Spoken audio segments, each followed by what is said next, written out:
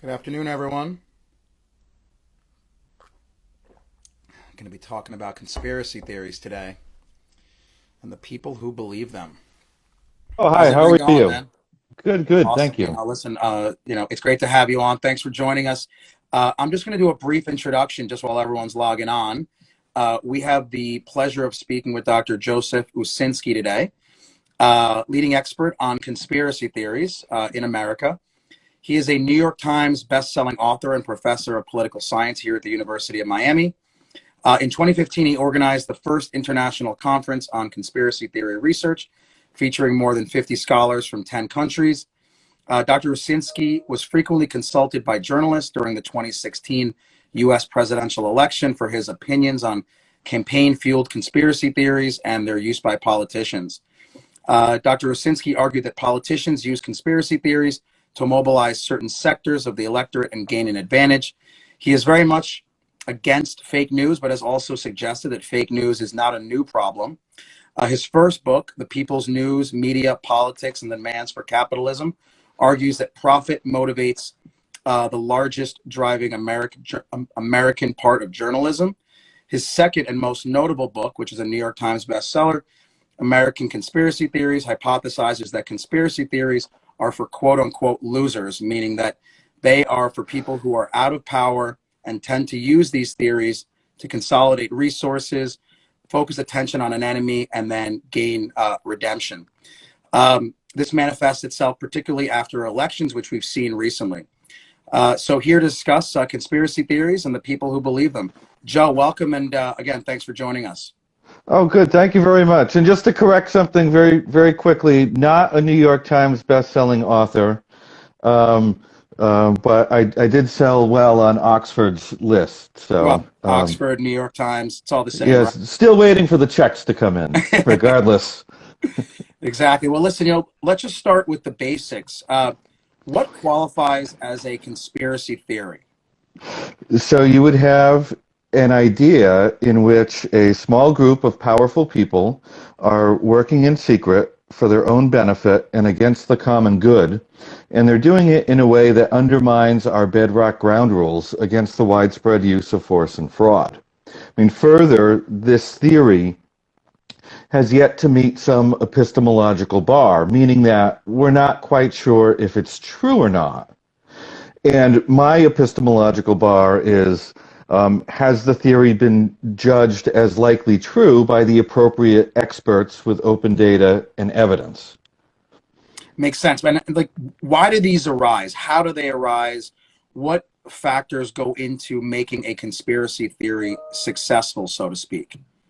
So they arise for numerous, almost infinite reasons, and they're not any different than any other idea. If you think about it, people can make stuff up. They come out of all sorts of different social and psychological processes. And in this sense, conspiracy theories are kind of like fan fiction. Anyone can make up anything they want anytime they want to suit any need they have. So there's no official version, there's no necessary investigation that has to go into it. People can just say, oh, I think this happened, and they can share it or not share it, and some will take off, and the vast majority won't, Yeah. right? And what's interesting is the only ones that we really talk about are the ones that have sort of that we're polling on, that our books and movies are being made about, ones that are getting news coverage. But most conspiracy theories, your median conspiracy theory, shows up at the water cooler in the office or on Twitter at 3 a.m., and by the next day it's gone. And that's your median conspiracy theory. So, just like you said, these are theories that have no science behind them. There's no evidence behind them. They are not data driven. So, what type of people are most susceptible to believing in these theories and to buying in? So I wouldn't go that far to say there's no data or evidence. I mean, there's always some data and evidence. It's just usually not very good, and it's not good enough to convince experts. So there is a group of people who think lizard people control the planet. They have lots of quote unquote evidence for their belief. It's just not good enough to convince, outside experts of any of their claims. So there's often this view out there that people adopt beliefs because there's something about those beliefs that makes them inherently true, or not, and then people pick and choose the ones that are true. And we'd all like to think that everything we believe is true. But if I was to unscrew our cap on our skull, dump everything out, all the beliefs on the table, a lot will be true, some will be dubious, and many will be completely false. So it's not the case that, people just adopt things based on truth value. We tend to adopt beliefs that match what we already believe about the world. We adopt beliefs that tell us that we're the good guys, our competitors are the bad guys. We adopt beliefs that align with everything we already believe, with our worldviews, and we adopt beliefs that align with our psychological characteristics. So it's just not the case that people are always seeking accuracy in what they adopt. Got you. But is there a particular type of person, right? So some of these theories really take off. And have you guys found that there's a particular, persona, a particular personality for people who buy into these conspiracy theories? Yeah, so let me take that question two ways. So if the question is why do some take off and others don't, the ones that tend to get the most people saying they believe with it are very general conspiracy theories, right? Because if a proposition is general, then more people are going to buy in. So if we ask a question about Kennedy conspiracy theories and we say, do you think that there was a conspiracy behind it? We get between 45 and 65% of Americans saying yes. Now, if we make that question more specific and say, well, was it the CIA? Was it Castro? Was it the Soviets? Was it Johnson? Then all of a sudden it's 5%, 6%, 7%. And all that has to do with is the specifics of it. And same thing with Jeffrey Epstein theories too. If you just say, was there a conspiracy to kill Epstein and cover it up, you get 50% saying yes. But when you ask more specific questions, all of a sudden that number splinters. So moving beyond the theory itself, is there a personality type? Yeah, there are people out there.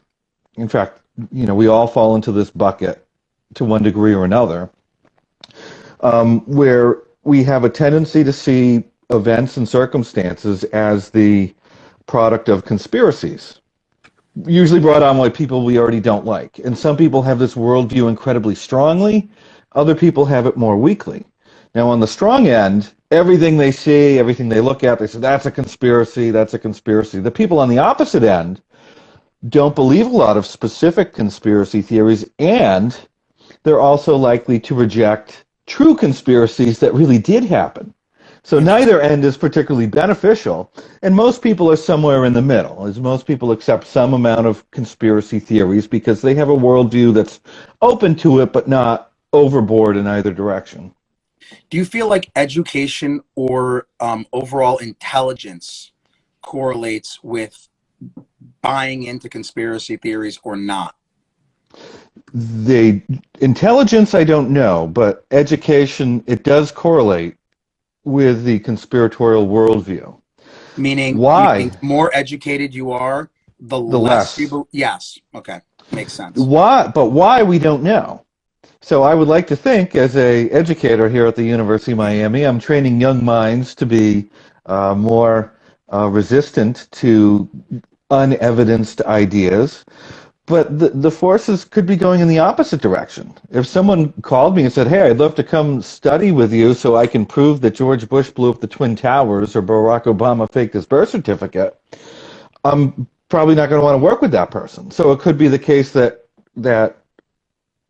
institutions of education sort of push conspiracy theorists out. It's the same thing with income. People who make a lot of money are less conspiratorial in their worldview, but it could be that when you're hiring people for highly paid jobs with a lot of responsibilities, you're not going to hire someone who's a raving conspiracy theorist. Makes sense. But in general, what you're saying in general is that the more educated people are, the less likely they are to believe in conspiracy theories. At the mass level, yes. At the mass level. But you could probably say the same thing that I often say, is that come to a faculty meeting and you might change your mind. Well, we have those all the time, so I definitely agree. Some people have compared conspiracy theories to cults. Do you agree with that analogy? Cults often adopt conspiracy theories to justify their status, to talk about why their ideas aren't breaking out of their cult and becoming mainstream. But they're not the same. So a cult is like, I join a small group that has some strict set of beliefs, and we are working together with some sort of top-down control over what we do, usually. Where a conspiracy theory, anyone can adopt it. You don't necessarily have to know anyone else who believes it. You don't have to do anything or be involved in any group or organization. So, one example is the Kennedy conspiracy theory. I mean, 80% from the 1970s through around 2000, 80%, 80, thought that Kennedy was killed by a conspiracy theory. I wouldn't say all those people are cult members, right? So often these are just beliefs that people can have or not have, and it doesn't necessarily drive action or behavior or indicate anything else about the person. Got you. People have also stated that these conspiracy theories arise from public distrust, basically not trusting the government, the media, what we're being fed, the information that we see on a daily basis. Do you agree that conspiracy theories, at least part of them, arise from public distrust? Yes and no, because it almost becomes tautological. I mean, we find in all our surveys that when people say they don't trust media, government, whatever, they're also more likely to believe conspiracy theories, but they're almost like the same thing. Like, if I trusted the government more, then I wouldn't believe that they're trying to kill me. You could flip that on its head. If I didn't believe the government was trying to kill me, maybe I would trust them more, right? So it's not clear what's driving what, and likely they're just sort of a manifestation of the same underlying thing. So when people say we need to increase trust to get rid of conspiracy theories, or they also claim they need to get rid of conspiracy theories to increase trust. So It's a vicious I don't think it gets us that far in itself, but they are obviously related. Now, just reading your book, something that I found very interesting is that people talk about these theories as being bad, being false, but you're very clear in the sense that you need these conspiracy theories for a healthy, functioning democracy. You need to have the ability for people to kind of dissent and to question government so that you have this democracy. Kind of explain the healthy part of conspiracy theories and how they allow the public to question the government. When a conspiracy theory arises, there's no reason to assume that it's necessarily false. And I don't even make that assumption. I don't say that most conspiracy theories are false. I would just say I don't have good reason to believe them. And if they ever meet a certain bar for proof, then I'll change my mind. But we wouldn't want a situation where the government just starts saying, no, we're going to ban conspiracy theories, because it might start out like they're trying to do now with, we're going to ban COVID conspiracy theories or vaccine conspiracy theories. But then the next administration will come in and they'll say, well, we're going to ban conspiracy theories that accuse us of doing things. And that would be really bad and dangerous, because real conspiracies do happen. And making accusations against government is generally a good and healthy thing. It's to be desired in a democracy. We have to be able to hold the powerful to account.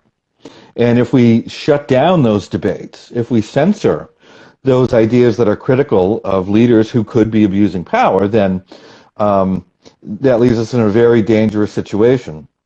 Now, with that said, are there dangers to conspiracy theories? Yeah. I mean, many of them are wrong, and when people act on them, that could be done with deleterious consequences, and we want to be aware of that. I mean, so clearly there's just a happy medium is what you're saying. You don't want overwhelming conspiracy theories. You don't want no conspiracy theories. There needs to be a happy medium of some sort is the general. Yeah, I mean, I guess I would argue for a medium. I don't think anyone will ever be happy with it, right? Yeah, everyone's always going to complain. But I think the median might look something like this, is where we're allowed to communicate and discuss conspiracy theories, but people don't believe them and act on them until they've reached some high standard of evidence. So what tends to concern me now is when you have, it's not so much when people believe them. I mean, that can have negative consequences, but what keeps me up at night is when our political leaders engage in conspiracy theorizing and then act on those conspiracy theories with a monopoly of authoritative force. And that's what's really scary, because those people have power. Yeah, super dangerous. I want to shift a little bit and talk about media, because I feel like media is very much intertwined in this whole discussion. Explain the power of U.S. media and journalism in terms of controlling what the American people see and believe and how we perceive the world in general. Well, my dissertation was on media, and media is powerful to the extent that if people trust a certain source, then they're generally going to believe what that source is saying. But what we've seen in the last few years, particularly with the rise of the internet and social media, and before that, cable news, is that people can now self-select into what they already agree with. Now, that doesn't happen all the time, but for people who are very political, they tend to pick and choose what they want to hear and listen to, and they're very good at not believing anything that challenges them. At the same time, we shouldn't think of the American public as people who are just sitting around reading political news all the time. Most of them don't care about politics, and your average American doesn't know very much about it. And those are the people that sometimes I get nervous about, because they're operating under very low amounts of information. So oftentimes when we talk about media and media bias and what are journalists up to, I mean, they can only influence people who pay attention to what they write. And then you have this whole other subset of people, which is probably a much larger subset of people who's Biden would be something that they might say. So, yeah, is there any unbiased, reliable news source currently? This is a big debate because it really depends on who you ask. No, I don't think you'll ever find anything unbiased. And there's lots of different biases too. Right? So it's not just left-right bias that you might find in NPR or the New York Times or Fox. There are biases that I think are often more important, biases towards things that are different and new and shocking. So in my area, I am always pushing back against the new, shocking headlines about conspiracy theories, the topic that I study. And I tell journalists all the time, no, people aren't believing these conspiracy theories now more than they have in the past. It's not the golden age of conspiracy theory. We have no evidence really showing this. Yet they run with the headlines anyway. And if you read back through coverage of the topic of the last 50 years, they always say it's the golden age of conspiracy theory. Now is always the time. But it can't be true all the time, and they never have any evidence for this claim, but they make the claim because it's a great headline, and people are attracted to these negative doomsday headlines where society's falling apart, and this is the time, because it's not a good headline to say, hey, things are kind of normal, and they're not as bad as you might think, because no one's going to click that. Yep. Which actually brings in the next question. What motivates U.S. media, right? People want to know, just like you said, they pick and choose what they put out there, how they put out there, how they spin it.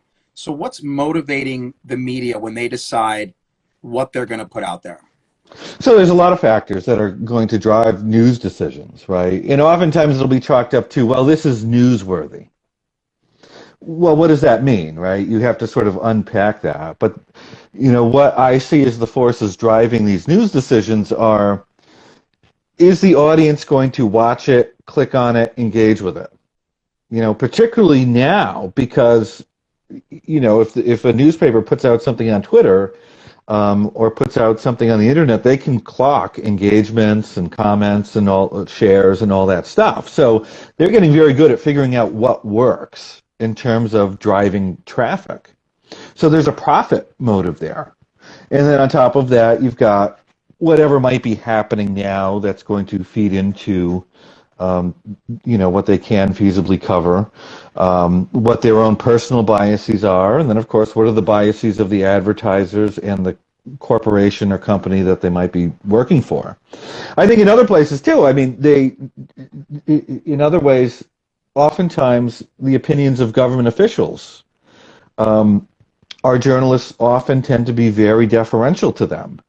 And that can lead to coverage that doesn't question official narratives as much as it should. I mean, let's just briefly talk about Fox News versus MSNBC. I mean, how politicized are these networks? I mean, the exact same story is 180 degrees different depending on which channel you choose. I mean, that can't be the case. I mean, are these channels 99% politicized? I mean, how does that work? Well, sure. I mean, you could take any event, and there isn't like there's going to be one interpretation of that event, or only one facet of it that can get covered. So a journalist can go up to anything that happens and look at it from numerous angles, and then interpret, whatever they happen to observe in numerous ways, with numerous different implications, and come to very different conclusions about it. And that's not necessarily a media problem. That's a human problem. Mm-hmm. We all do this. You and your friend, if you have different dispositions, different worldviews, you can look at the exact same thing and come to very different conclusions about it. And that has everything to do with what you already have up here. Nothing to do with, the information or event that you're engaging with. So what the MSNBCs and the Foxes are doing is just feeding an interpretation of things to their audience in a way that they think the audience is going to like it. Interesting. Now, what about unadulterated news? Like, people talk about BBC. Should America adopt a BBC type network where there's someone there just saying, this is what happened? No interpretation, no bias, giving you the news, let you kind of make up your own opinion.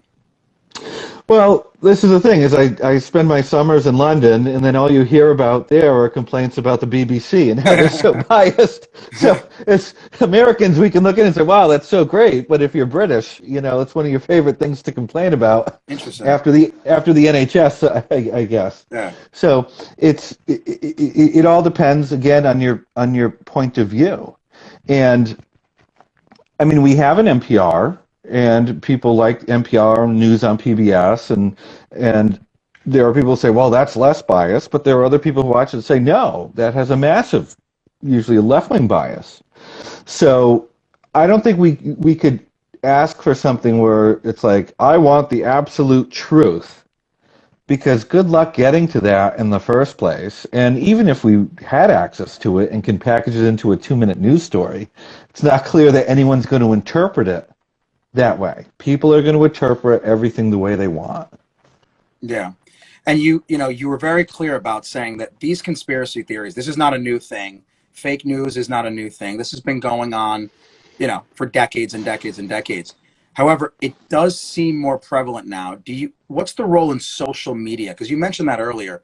I feel like social media has really propagated a lot of the conspiracy theories and allowed people who normally don't have a voice to have a voice. So this is the interesting thing, is we want to make sure that we're separating our measurement of something from our ability to observe that something, right? And this as a doctor, once we identify some new pathology, all of a sudden we start paying more attention to it, and it can easily look like, oh my God, the numbers are shooting through the roof, but it's only because we're looking for it and we're diagnosing it more. If you go back 40 years, people were still believing lots of conspiracy theories at the same levels they are now, sometimes even at higher levels. It's just social media gives us an illusion, right? We can see those conversations that would have taken place at a water cooler and disappeared, but now they're there for everyone to see and to study and to catalog and know that we're there. So we know they're there.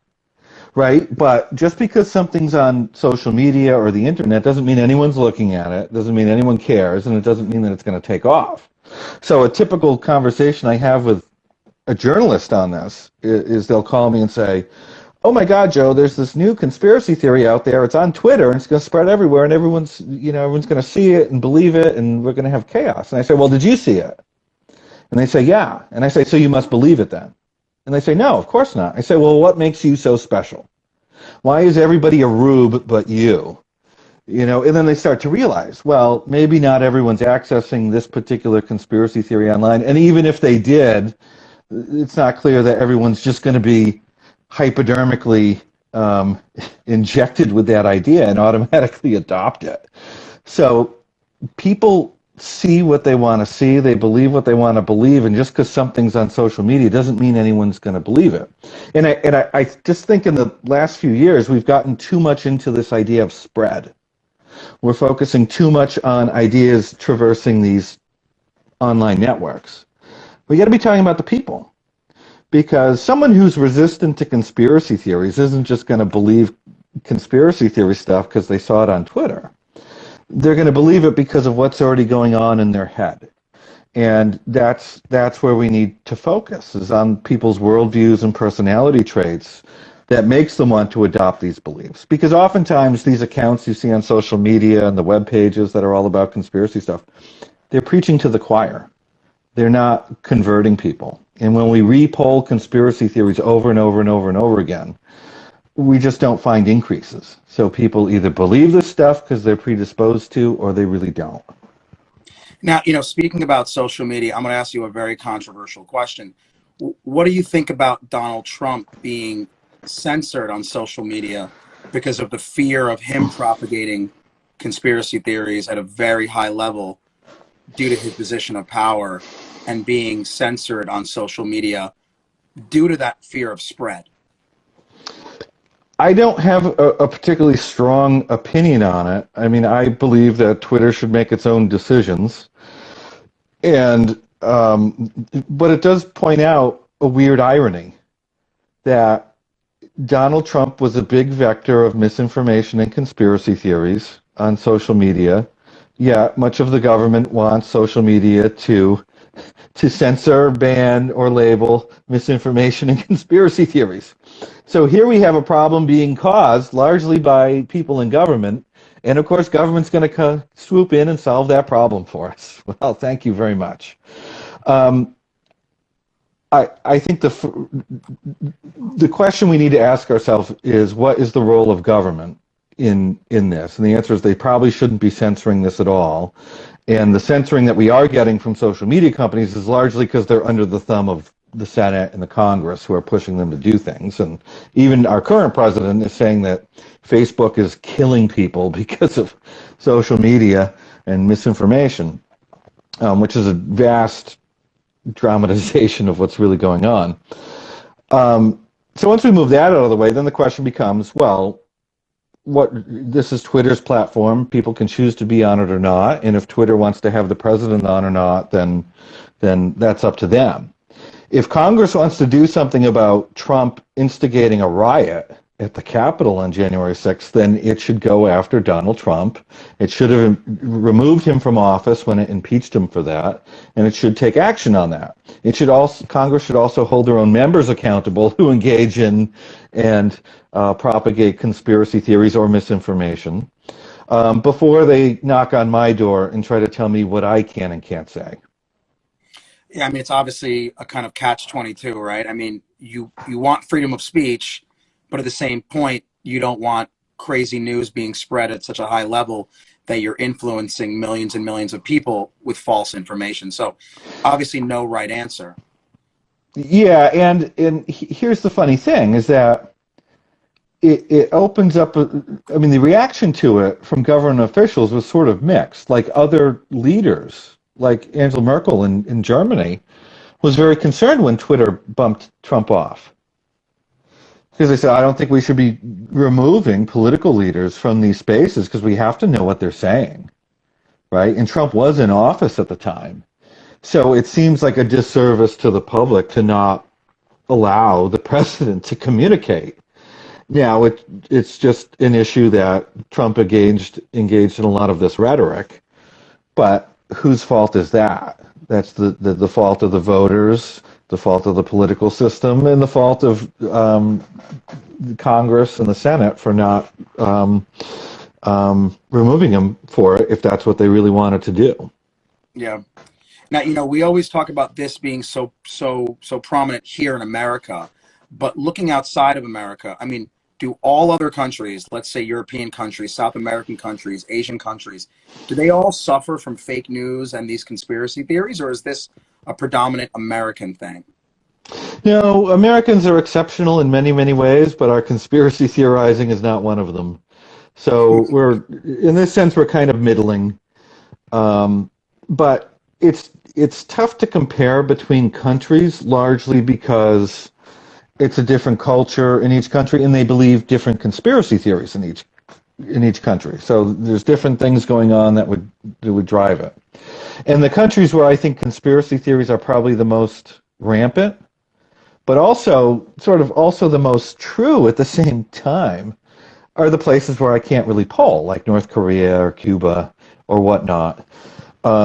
So, when people say the U.S. is the most conspiratorial, I mean more than, Iran, Saudi Arabia, or North Korea and Cuba, or Soviet Russia, way back when, or East Germany. Are we more than that? I mean, when I do cross-national surveys and compare a handful of conspiracy theories across different countries, we find U.S. is on par with the UK and Germany and other Western countries. A little bit less than some, a little bit more than others. And that's probably all I can really say. I mean, normally I'm asked this question with the hope being, if there's something we can do to our political system or our media system to make us less conspiratorial, but we just don't have enough evidence to say what that thing would be. Got you. And this is the last question, because I know it's been over half an hour and you're very busy, but what's the future look like to you? It seems like it's kind of spiraling, meaning that there's not more conspiracy theories, but there's more attention given to conspiracy theories, and social media and the media in general has really influenced that. Where do you see the next 5 years, 15 years, 20 years going in terms of fake news, media, and these conspiracy theories? So when I got into this topic about 13 years ago, it was a co-author that came up to me and said, "Hey, do you want to do this thing on conspiracy theories?" I said, "No, that's completely stupid. No one cares about this topic. It's not going anywhere. It's completely out of the realm of social science, and it's just not a thing." And he twisted my arm, and eventually I said, "All right." And, the topic blew up largely because of Brexit and Trump's election. So now most news desks or most news outlets have desks dedicated just to the topic of conspiracy theories, misinformation, online disinformation, and whatnot. So it's getting a ton of attention from media outlets. I think the big thing that needs to happen in the future is with the government, and that's probably because I'm a political scientist. But the government needs to clean its own house. It should not allow people to have positions of power who are spewing conspiracy theories. And before they come, censoring any of us, they need to clean their own house. And that's what I think needs to happen. And the same thing with the political parties, is they shouldn't let anyone run under their banner. Parties are parties. There should be a litmus test for who they let run in their primaries. And if somebody's some conspiracy person and that's all they're talking about, then the party should have the choice whether they want to let them run or not under their name. And I think that would be a big part of this. Well, listen, Joe, I could talk to you all day because this topic is super fascinating. And like you said, there's really no right answer. There's really three sides to every story. There's always the two sides you hear, and then there's the right side. So, obviously more to come. I appreciate everything you do. And again, thanks for joining us. Just want to say thanks to all of our listeners. This episode and all the other episodes of the crossover are going to be available online. So see you guys next week. Thanks again, Joe. Thanks so much. Bye. Later.